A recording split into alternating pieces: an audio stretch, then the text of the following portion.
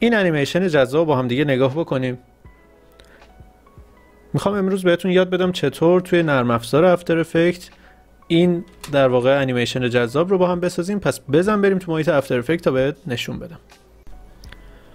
خب اول از همه یه دونه کامپوزیشن جدید با ابعادی که لازم دارم باز میکنم. من اینجا ابعادم رو روی 1080 در 1920 سایز ریلز، شورت یا استوری اینستاگرام انتخاب میکنم. فریم ریتش هم هرچی بالاتر باشه این حرکت ما نرمتر میشه و اوکی میکنم. کامپوزیشن هم باز میشه اینجا. اول از همه میام رنگ کامپوزیشن رو سفید انتخاب میکنم یا یه بک‌گراند سفید براش در نظر میگیرم. یه دونه سالید سفید اینجا میسازم. بعد از اون میام چیکار میکنم؟ با اضافه کردن دو تا گاید که یکیشو به صورت عمودی میام وسط صفحه قرار میدم و یکی دیگر رو میام به صورت افقی وسط صفحه قرار میدم. اینم 1920 تقسیم بر 2. دقیقاً میام مرکز صفحه رو واسه خودم مشخص میکنم. از قسمت شیپ ها یه دونه دایره انتخاب میکنم. میام یه دایره اینجوری رسم میکنم. این دایره رو که رسم کردم میام حالا با یکی از ابزارها انکر پوینتش رو دقیقاً این نقطه بالا قرار میدم و اینو میچسبونمش این وسط. برای اینکه به این نقاط بچسبه از منوی ویو قسمت اسنپ تو گایدز رو فعال میکنم که به این خطوط راهنمای من بچسبه. اوکی، پس تا اینجا اینو داریم. حالا بیام اینو، حالا که اینو جاشو مشخص کردیم و انکر پوینتش رو مشخص کردیم، بعدش میام تیک 3D رو براش فعال میکنم تا لایه به صورت 3D در بیاد. کلید R رو میزنم روی روتیشن X. این در واقع این محور X اینجا سمت راست. روی روتیشن X یه دونه استاپ واچ میذارم و همینطور S رو میزنم که برای اسکیل هم یه دونه در واقع کی فریم بذارم. U رو میزنم اینجا تا کی فریم نمایش داده بشه.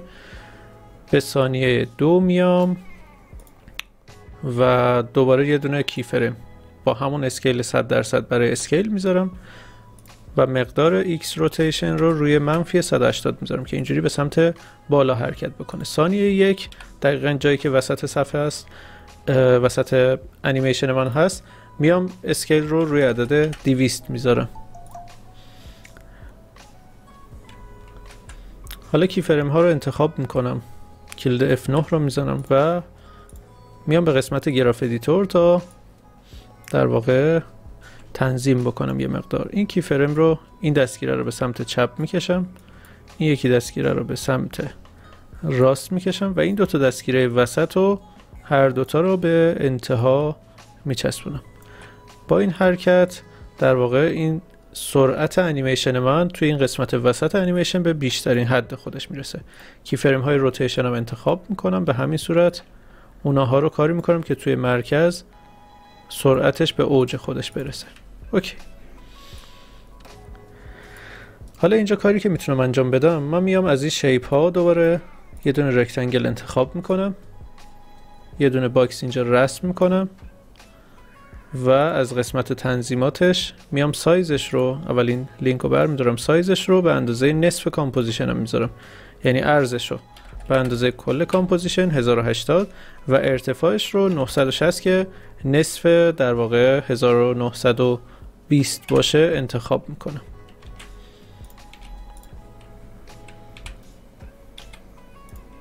اوکی. این لایه رو انتخاب میکنم. از این قسمت میام از قسمت پنجره الاین اینو میام وسط چین میکنم و بعد به پایین صفحه میچسبونمش.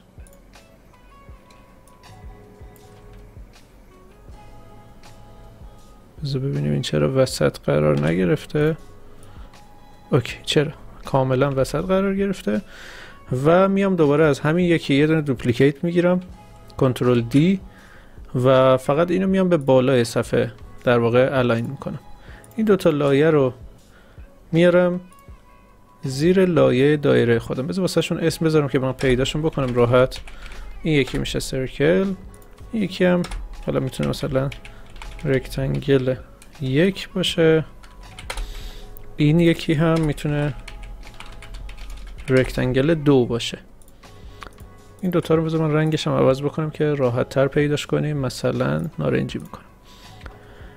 به ثانیه 1 میام جایی که دقیقا وسط انیمیشن من قرار داره. این دوتا لایه رو میارم از اینجا شروع میکنم، یعنی از اینجا اتفاق بیفته کاملا.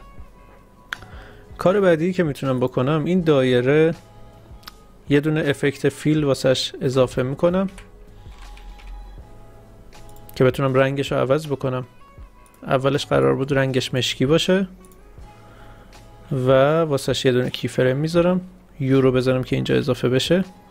1 فریم بعد میام رنگش رو سفید میکنم. حالا من یه دور اینو نگاه بکنیم با هم ببینیم چی شد نتیجهش. اوکی، این در واقع نزدیک شد به اون چیزی که ما نیاز داریم. تنها اتفاقی که میفته اینجا یه دونه 1 فریم، این فریمی که این دوتا رو شما همزمان دارین دوتا لایه رو میبینی، کل صفحه پر شده. کاری که میام انجام میدم، یکی بالایی رو، یعنی اول پایینی است، بعد که میخواد این دایره بره تو قسمت بالایی 1 فریم میبرمش جلوتر. دوباره پلی کنم، اینم از حرکتش. بیام اینها رو برای اینکه بتونم از انیمیتم بهتر استفاده بکنم، 1 ثانیه انیمیتم رو کلا میبرم جلو، لایه بالای اون دایره رو برمیگردونم عقب و اینجا روی ثانیه 4 همه لایه ها رو کات میزنم. کنترل شیفت سی انتخاب میکنم، واسه یه اسم میذارم واسه کامپوزیشنم. این شد کامپوزیشن من و انتهای کامپوزیشن رو اینجوری محدود میکنم. حالا میام دوباره از این در واقع کامپوزیشنم یه دونه دوپلیکیت میگیرم، کنترل دی میزنم، کلیدهای کنترل آلت و آر رو میزنم که تایم ریورس بشه، یا از منوی روش راست کلیک بکنم، از منوی تایم قسمت تایم ریورس رو فعال میکنم. اینو میارم در امتداد این یکی قرار میدم. حالا یه دور کل انیمیشن رو با هم نگاه بکنیم. یه بار دایره سفید به سمت بالا حرکت میکنه و مجددا دایره سفید از بالا به سمت پایین حرکت میکنه. امیدوارم که از این تکنیک بتونید توی انیمیشن هاتون، توی موشن گرافیک هاتون استفاده بکنید و براتون مفید باشه. لایک و کامنت یادتون نره، حتما کمک میکنین که این ویدیو بهتر دیده بشه و به افراد بیشتری نشون داده بشه و همچنین اگر کانال رو ندارید ممنون میشم سابسکرایب بکنید. دوستتون دارم، خدا نگهدار.